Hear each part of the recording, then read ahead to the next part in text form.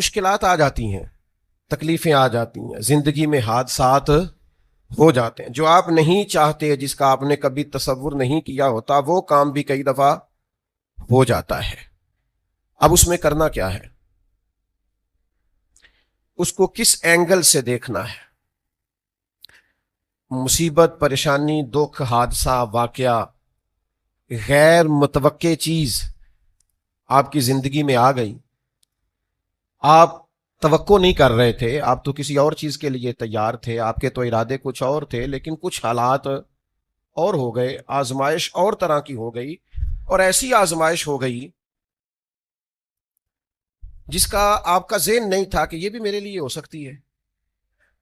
یا آپ نے سوچا ضرور ہوا تھا کہ آزمائش آئے گی، لیکن اور چیزوں کو آپ سوچ رہے تھے، میں نے یہ ٹھیک کرنا ہے، میں نے یہ ٹھیک کرنا ہے، میں نے اس پر خیال رکھنا ہے، لیکن تکلیف نے، دکھ نے، آزمائش نے رستہ کوئی اور بنا لیا۔ اب یہ کیا ہے؟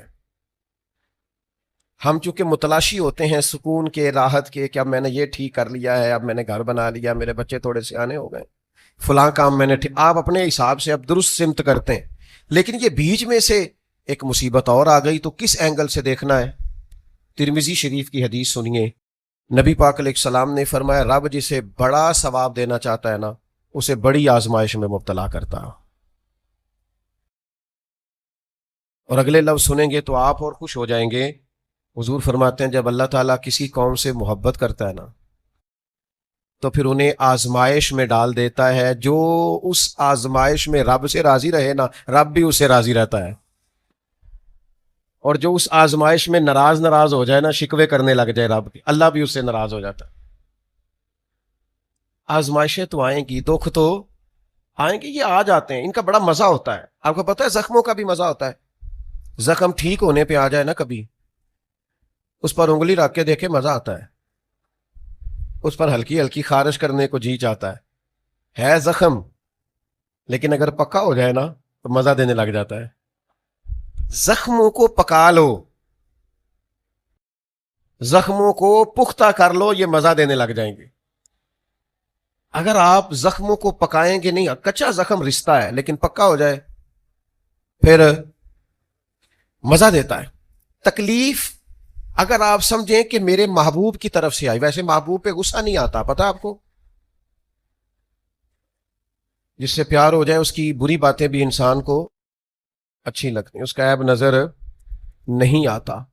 آپ کو کبھی یہ اندازہ ہو جائے نا کہ دکھ جو آیا ہے، تکلیف جو آئی ہے، راحت جو آئی ہے، کرم جو آیا ہے، عطا جو آئی، تو یہ آئی ہے محبوب کی طرف سے، یعنی دکھ آیا ہے، آیا کدھر سے ہے؟ اچھا چلیں ٹھہرے، آپ رکیں، میں بتاتا ہوں آپ کو۔ میں ایک دفعہ نا کچھ بیمار تھا زیادہ، اور منفرد بات یہ، انوکھی بات یہ کہ میرا ایک بچہ بھی بیمار تھا، اور اس پر تھوڑی سی مشکل یہ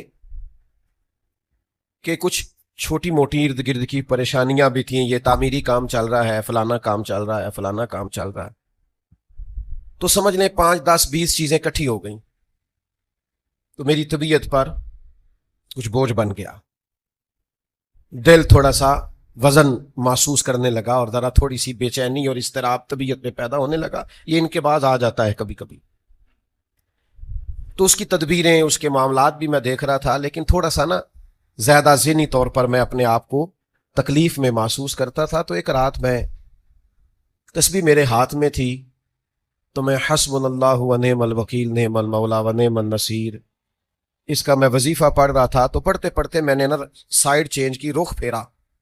اچھا کبھی کبھی یہ ہوتا ہے کہ آپ کے اندر سے ہی دکھ اٹھ رہا ہوتا ہے، اور کئی دفعہ آپ کے اندر سے ہی سکھ اٹھ آتا ہے، جواب آ جاتا ہے، یعنی آپ کا دل بھی تو مفتی ہے نا، وہ بھی تو فتوے جاری کرتا ہے نا، آپ کی روح بھی تو عالم ہے نا، وہ بھی تو آپ کو مسئلے بتاتی ہے نا، آپ کا ذہن بھی بہت بڑا، یہ کئی دفعہ جب اداس ہوتا ہے تو اس نے کوئی مایوسی سوچ لی ہے، طے کر لی، خوش ہوتا ہے تو اس نے اندر سے ہی کوئی نعمت تلاش لی۔ میں نے رخ چینج کیا تو میرے اندر سے آواز آئی، یار تو بڑے بیوقوف ہے، تیرا کسی جگہ نام لکھ دیتے ہیں لوگ، وہاں ہزاروں لوگ جمع ہو جاتے ہیں، مسجد میں پنکھے پورے نہیں چلتے، لوگوں کو کوئی خاص پروٹوکول نہیں ملتا، سینکڑوں مساجد ہیں، ایئر کنڈیشن اور بڑی بڑی سہولیات چھوڑ کے لوگ تیرے پاس آتے ہیں۔